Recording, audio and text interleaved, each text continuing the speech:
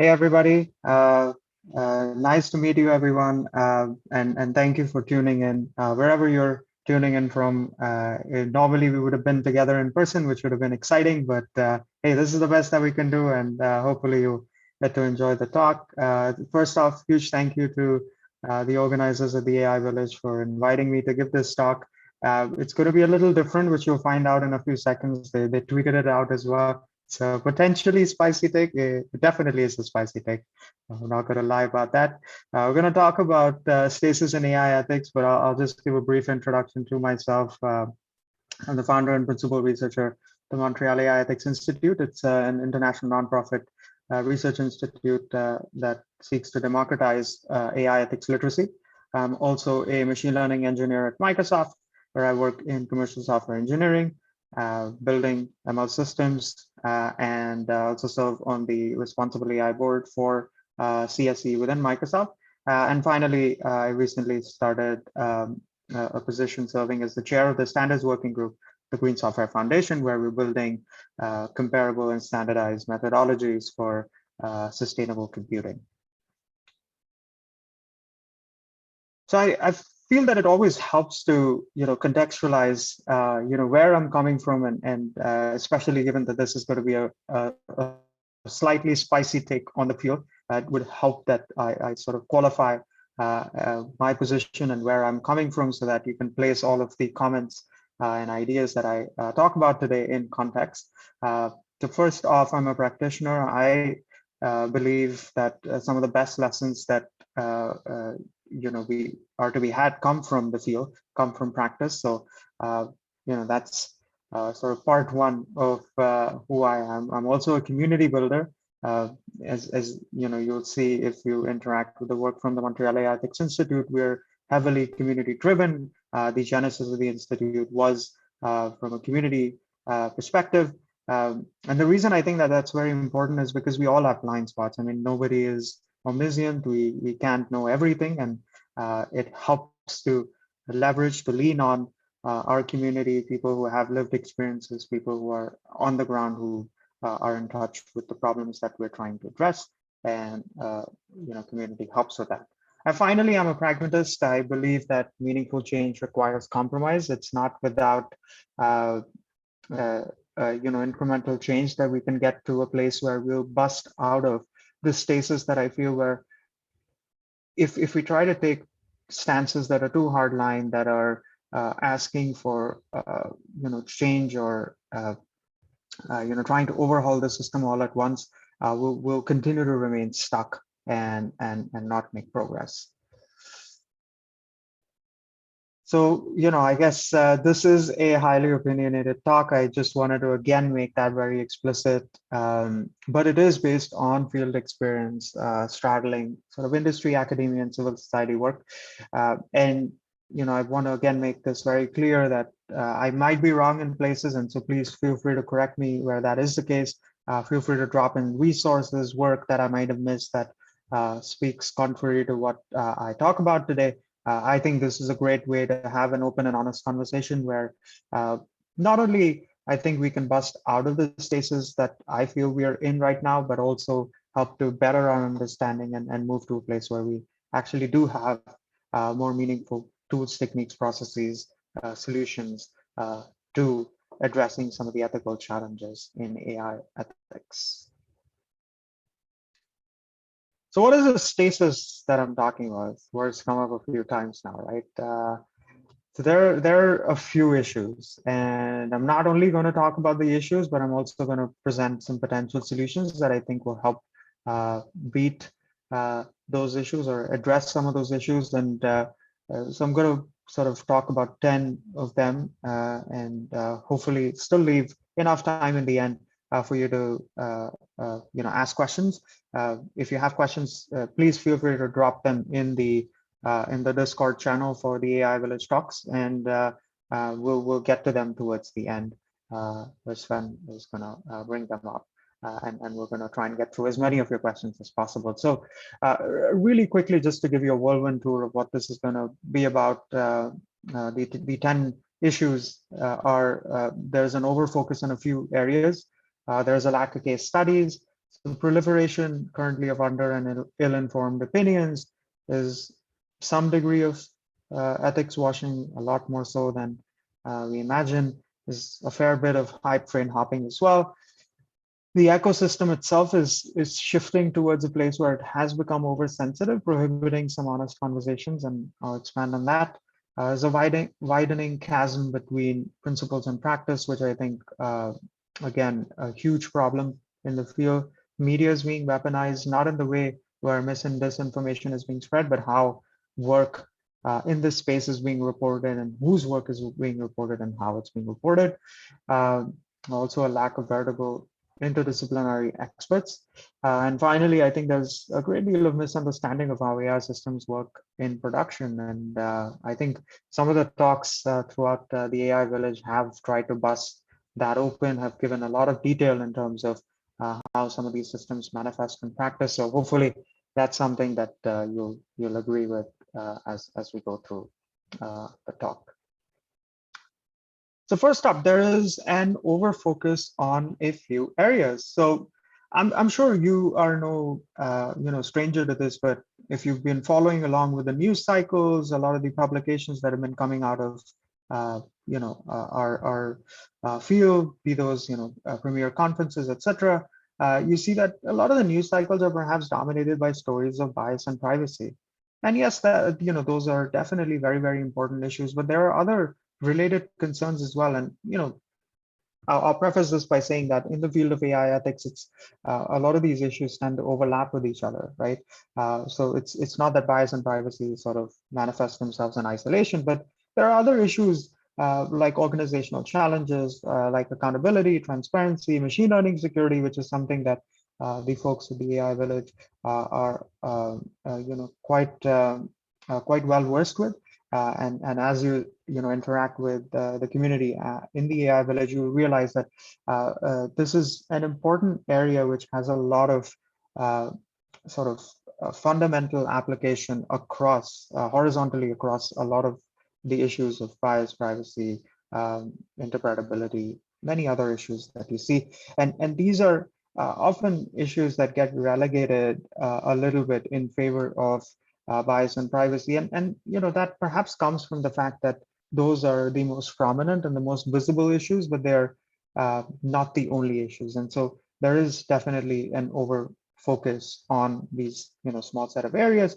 And then this subsequently feeds the cycle. It skews both research and other investments that are made in the field in terms of studying what are some of the actual challenges that are being manifested in the field and how we should go about addressing them. So, a potential solution is that we all strive to have a slightly more accurate understanding of the proliferation of different AI ethics challenges in the wild. So not just looking at toy challenges and toy data sets, but speaking with folks who are in industry and understanding where these systems are deployed, what are some actual concerns and what is the frequency of manifestation of these concerns.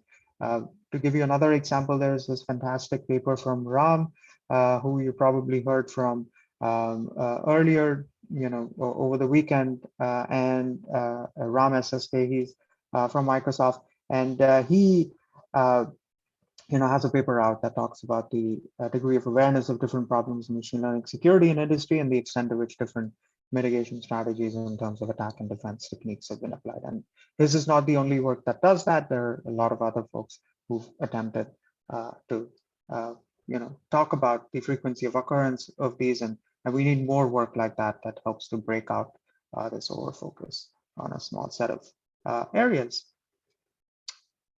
A related concern, lack of case studies. And this is when you have a lot of these frameworks that are presented in a quite theoretical approach. A lot of these frameworks are crafted. Sorry. Okay. So lack of case studies, and is that's visible now, right? Okay, cool. And so, oh, back to not being. Is it? That's strange. And it is visible now. Oh, that's good. Okay, so I think if I change, then that causes a problem. Then let me just try representing my screen. Sorry for the hiccup for folks who are listening in live. Okay. Sven, tell me if it blanks out now. Yeah, that looks Yeah? good. Yeah. Okay, that's strange. Okay, so yeah, a lot of the frameworks that you come across probably, claim to be able to solve these problems of bias, privacy, interoperability, transparency, accountability in AI systems. But when you try to see them being applied in practice, you see that a lot of them maybe don't actually meet our needs. They don't actually meet our uh, requirements in terms of how we actually go about solving these problems, right? And to give you an example, let's think about data sheets for data sets or model cards for model reporting, right? They suffer from this same problem. Like, you have very few case studies that actually demonstrate the efficacy of these tools meeting these in practice. And of course, again, as I said at the beginning, if you have examples where you've seen this applied in practice, please do feel free to share that. But at the moment, the skew is heavily in terms of a lot of academic citations for these works, but little practical applicability. You go out and you speak to folks in industry, and of course there isn't a comprehensive scientific documentation of this yet, but anecdotally, I'm yet to come across many folks who use this in practice as a tool that helps them meet some of their responsible AI requirements. And so the recommendation here is to take these frameworks, to take these tools that are proposed and apply them to working production grade systems. And I've chosen these words very carefully: working production grade. So make sure that we apply these there, and then we demonstrate both failures and successes. So it's not just important to showcase that, hey, data sheets for data sets has worked here, and hey, model cost for model reporting hasn't worked yet. So having transparency around both failures and successes is going to be important to help bust us out of the stasis and move us forward. And so I'm going to lean on you to see that the slide has changed and remains to be. Okay, and as I navigate away. Okay. Thank you. So there's a proliferation of under and ill-informed opinions. And this relates to a few other points that I've made as well, where as this field has become more popular, it would seem that there's a lot of folks who are becoming AI ethicists in addition to the roles that they have. And this is a good thing. We need a lot more people coming in with diverse viewpoints who share their perspectives, share their learnings and experiences, especially as it comes from adjacent fields where they've experienced some of these challenges in the past.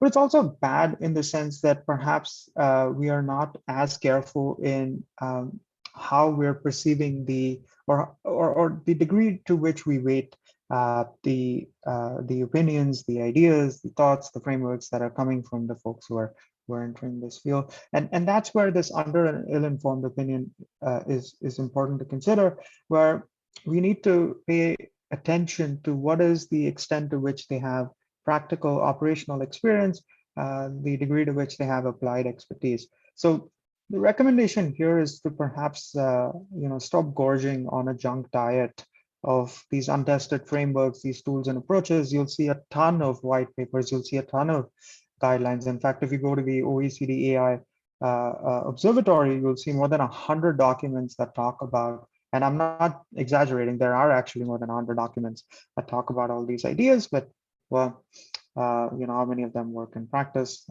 That needs to be, that's still to be determined, right?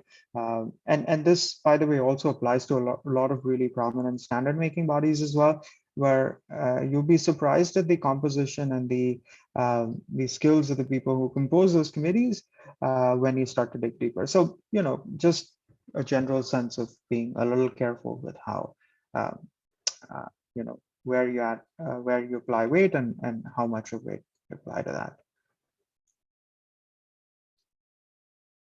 Ethics washing. So, there's a bit of problem there, of course, when we talk about many initiatives that are propped up to clean up the image of the company in face of violations. You also have consulting companies that are guilty of this, I think, in particular when they are non-transparent, especially about the tools and frameworks that they claim to help provide sort of world-class services. that will help your company in fixing AI ethics issues. And that's something that you need to be particularly careful about, especially when they're trying to sell their services and how they're going about doing it. So being cognizant of where that's taking place and how that's manifesting, and uh, being careful in terms of how they're presenting themselves, and the degree again of weight to the degree of weight that you attribute to them, and understanding again the motivations and that are behind these efforts, and really speaking to the on the ground staff that have of these organizations where these initiatives are being launched. Perhaps speak to them off the record, because you'll also get a better understanding of the real deployment of some of these AI ethics practices, and what is marketing speak and what is real speak, is something that you'll be able to spot carefully there. Next up, hype train hopping. So again, that's something that's happened, and it's similar to point number 3 that I made before, where this is something that's gone mainstream for about 2 years now, where it's really gone mainstream, and so there's a huge risk that the incoming flood into this space is not all out of legitimate interest in doing good. So just be careful in terms of or beware of those trying to hop onto the next hot trend, and its operational and lived experiences matter here. So just relying again on wanted credential, fancy titles is a bad idea, a bad way to judge the quality of what someone is proposing. Again, let me say this, that this is the same thing that goes for all fields, but particularly relevant here because you have a lot of, again, as I was saying, prominent committees that are composed of these credentialed people, but when you look at the credentials and try to square those off with, well, what's actually required to move this space forward, maybe not all of those credentials actually have relevance here. And so, being cognizant and careful about that is very, very important.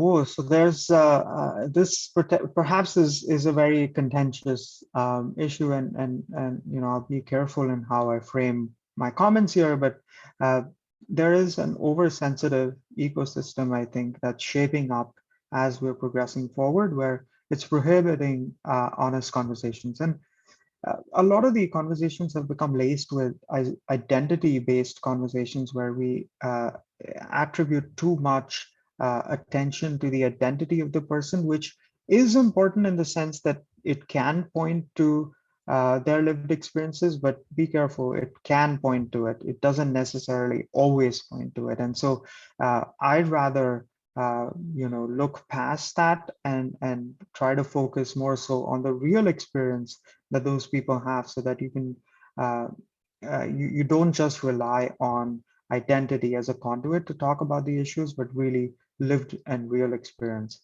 that becomes the marker for you when you're talking about the issues. And again, we need to be bold in pointing out solutions also coming from prominent people in this field where they don't work, right? So again, when we're talking about things like data sheets for data sets, model cards for model reporting, and I don't want to pick on just those two, but those are the really prominent ones, but there are others.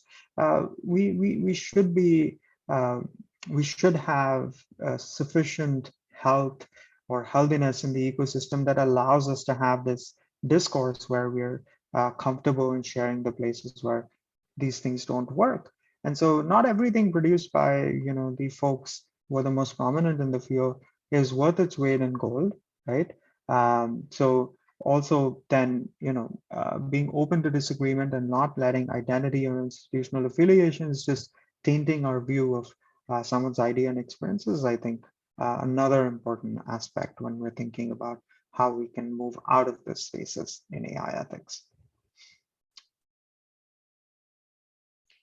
Then there is a widening chasm between principles and practice. And I think this has sort of manifested itself as we've seen in other points as well. There is a huge gap when it comes to applying some of these ideas that are quite abstract, and when it comes to how they manifest themselves in practice. So if you're doing hands-on everyday work and you found yourself stuck when trying to make a decision, you're not alone. A lot of the guidance is not actionable today, and I think a lot of this comes from limited field experience and is primarily driven by controlled sandbox experiments and then trying to make a huge leap from what techniques worked in those controlled experiments into real world production grade systems. And that gap has led to just a lot of discontent also in this field, a disillusionment, where these things just end up not working in practical applications that we build. So this gap between sort of theoreticians and the folks who are sort of practitioners who are applying this in their everyday work, we need to be quite careful again in terms of how we sort of mitigate that gap. And I also want to leave time for folks to ask questions, so I'm going to try and be quicker here. Weaponized media. So this actually is an important point in the sense that we have a lot of prominent outlets that do cover AI, a lot of journalists who cover the AI beat as well. And they're just as susceptible to anyone else when it comes to reporting stories where they might not have the full picture in terms of how practical or how meaningful the claimed uh, efficacy of these approaches are, or these frameworks are, or these tools, these guidelines.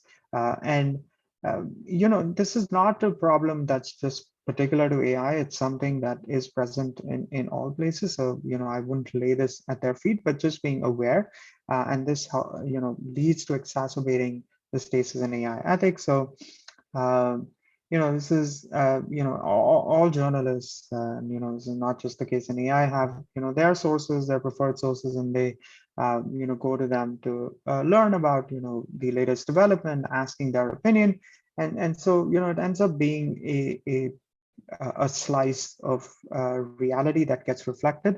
And one thing that we can do to help bust that open, make that a little better, is by engaging with these journalists, helping them better understand. So, when you have issues of machine learning security, if you're a journalist who's listening into this talk, please reach out to the folks at the AI Village who have a lot of operational experience in this space, who can actually guide you to some of these concerns, which of those are real, which of those are not, and which cases are worth looking at in more depth. And I know I'm running short of time, so I'll be happy to take questions in Discord. Hopefully, yeah. And so there's then a lack of, I think, veritable interdisciplinary experts as well.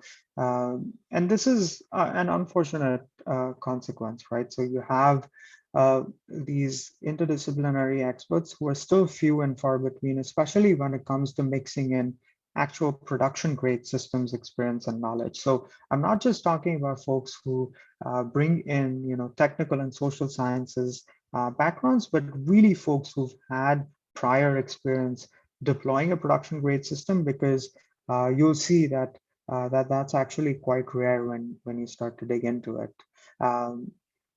And that brings me to my final point. I think there's a great degree of misunderstanding of how AI systems work in production.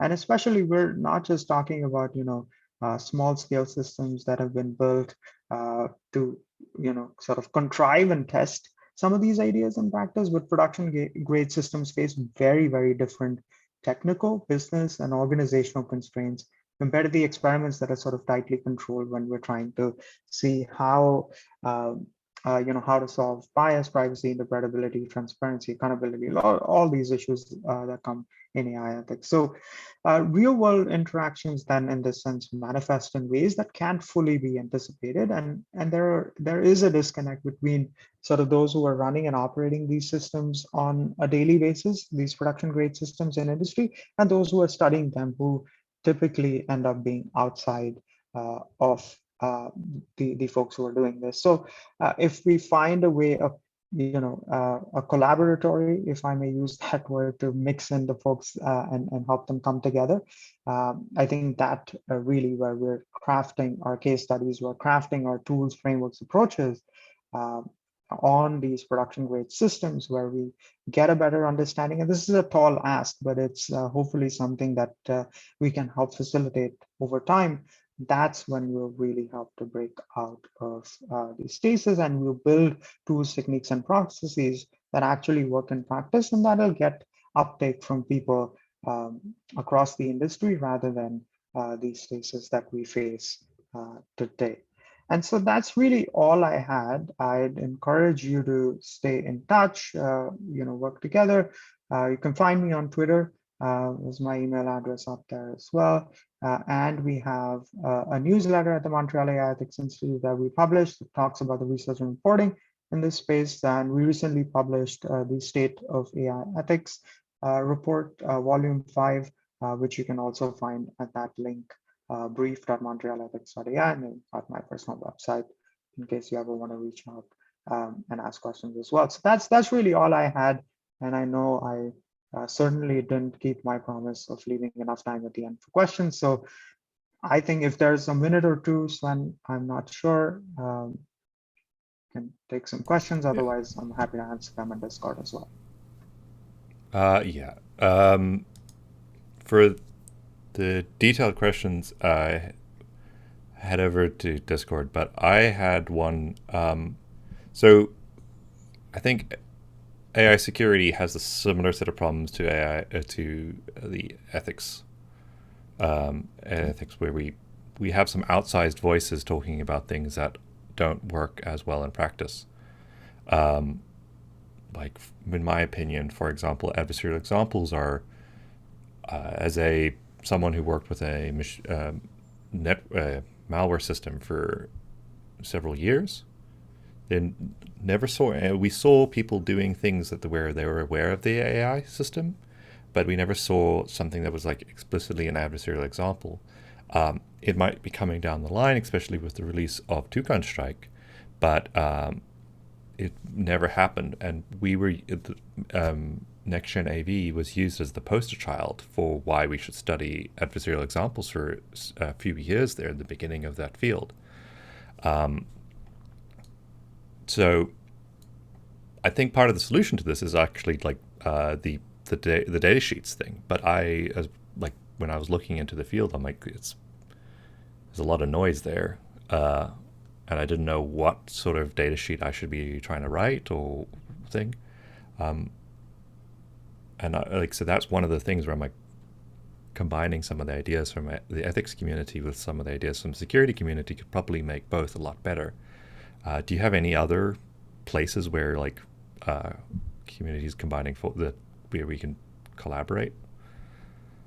Yeah, definitely. And I think the biggest one there is the community of MLOps, and look past again, there's the obvious caveat that there's also a lot of hype in the MLOps field as well because it's been heating up, but there are actually quite a few useful tools and processes and just ways of thinking about the entire AI lifecycle that I think are quite important.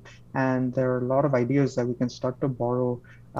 If I'm talking about AI ethics, we can start to borrow from the field of ML ops and start to apply that as we think about, well, how can we really solve some of these concerns in a meaningful manner, and in a manner that's not just static, right? So this is something that's been a problem as well, where when we think about risk mitigation, a lot of these concerns are applied as a one-off check, as a one-off thing that's like a gating mechanism where people say, hey, we applied some bias mitigation, or hey, we've addressed some of our privacy concerns. But these are things that shift over time, right? So you have this idea of